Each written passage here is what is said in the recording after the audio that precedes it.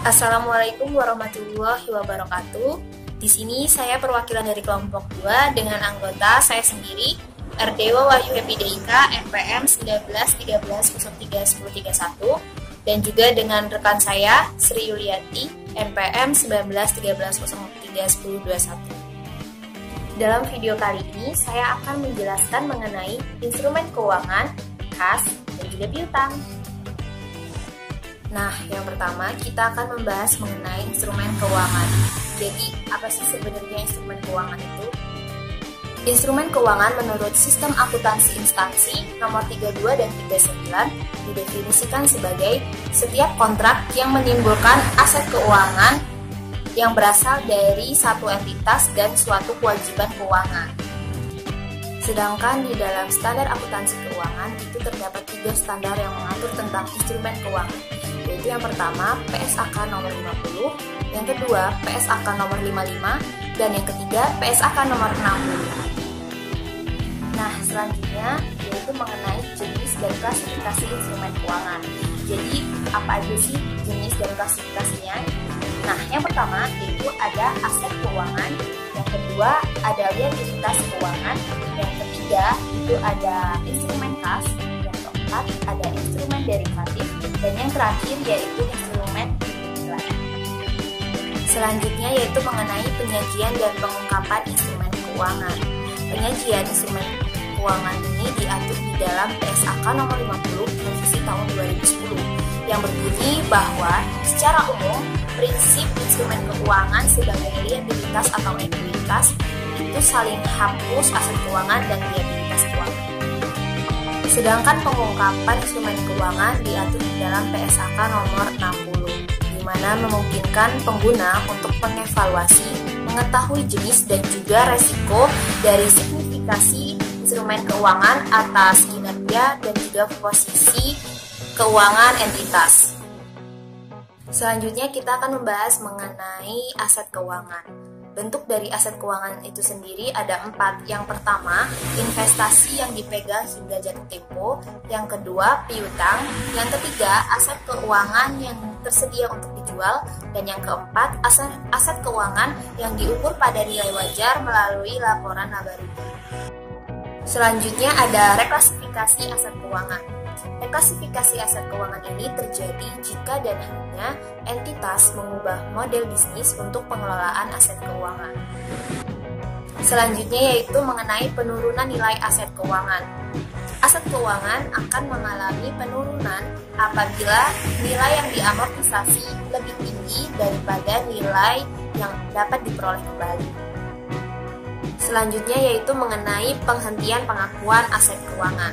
Entitas akan menghentikan pengakuan aset keuangan apabila jika dan hanya hak kontraktual atas arus kas yang berasal dari aset keuangan itu berakhir. Selanjutnya yang kedua kita akan membahas mengenai kas. Jadi apa sih pengertian dari kas itu? Kas merupakan aktiva lancar yang juga merupakan bagian dari instrumen keuangan. Nah, kas ini juga merupakan sebagai aktiva yang paling liquid, media pertukaran standar, dasar pengukuran dan akuntansi pos-pos lain, dan juga merupakan aktiva lancar. Selanjutnya yaitu pelaporan kas. Nah, dalam pelaporan kas ini ada beberapa masalah yang sering dihadapi. Nah, yang pertama itu ada equivalen kas. Equivalen kas merupakan investasi jangka pendek yang sangat liquid. Contohnya itu seperti dana pasar uang. Yang kedua yaitu ada kas yang dibatasi. Nah, kas yang dibatasi ini diklasifikasikan menjadi aktiva lancar ataupun aktiva jangka panjang. Nah, itu semua tergantung pada tanggal pengeluaran kas. Nah, yang ketiga yaitu overdraft bank. Overdraft bank ini terjadi apabila cek yang dituliskan di dalam jumlah melebihi dari rekening kas milik pemilik perusahaan. Selanjutnya yaitu ada pengendalian kas. Nah, ada beberapa bentuk dari pengendalian kas itu sendiri. Yang pertama, pemisahan tugas dari pihak yang melakukan otorisasi dengan pembayaran. Yang kedua, menggunakan berangkas. Yang ketiga, pengeluaran dan penerimaan kas melalui rekening yang berbeda. Yang keempat, pengeluaran kas melalui bank dan juga memakai cek. Dan yang terakhir yaitu penerimaan kas melalui bank.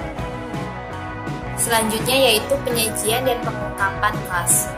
Nah, kas ini di dalam laporan posisi keuangan diletakkan di paling atas, sedangkan di dalam IFRS itu diletakkan di bagian bawah. Untuk kas yang dibatasi penggunaannya, ini disajikan berdasarkan tujuan dari penggunaan kas tersebut.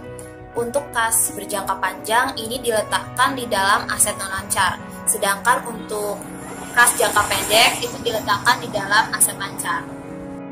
Selanjutnya materi yang ketiga yaitu mengenai piutang.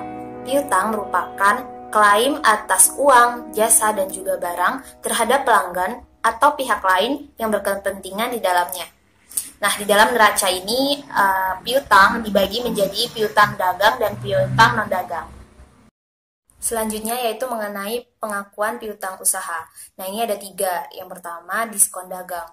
Diskon dagang memiliki ciri-ciri. Yang pertama, merupakan potongan dari harga. Yang kedua, tidak dikenali dalam catatan akuntansi. Dan yang ketiga, pelanggan ditagih dari harga bersihnya dari diskon tersebut. Lalu yang kedua ada diskon tunai. Diskon tunai ini bertujuan agar pembeli melakukan pembayaran dengan cepat. Lalu yang ketiga itu tidak ada pengakuan terhadap unsur harga. Selanjutnya yaitu penurunan nilai piutang. Ada beberapa hal yang menyebabkan kemungkinan terjadinya kerugian. Yang pertama itu adanya masalah signifikan dari pelanggan. Yang kedua adanya kegagalan pembayaran. Yang ketiga negosiasi kembali dari kebijakan piutang. Dan yang keempat adanya penurunan estimasi kas di masa depan. Lalu yang terakhir dari piutang yaitu ada penyajian dan analisis. Ada aturan umum dalam mengklasifikasi terhadap piutang. Nah, yang pertama yaitu memisahkan semua jenis piutang perusahaan. Yang kedua, menjamin akun penilaian dapat secara tepat mengofset akun piutang yang terkait dengan piutang. Yang ketiga, menentukan piutang yang telah diklasifikasikan non ke dalam kelompok aktiva lancar. Dan yang keempat, mengungkapkan setiap adanya kontingensi kerugian pada piutang. Baik teman-teman, itulah materi yang dapat saya sampaikan. Semoga kalian semua paham dan bermanfaat untuk kita semua. Saya ucapkan terima kasih. Wassalamualaikum warahmatullahi wabarakatuh.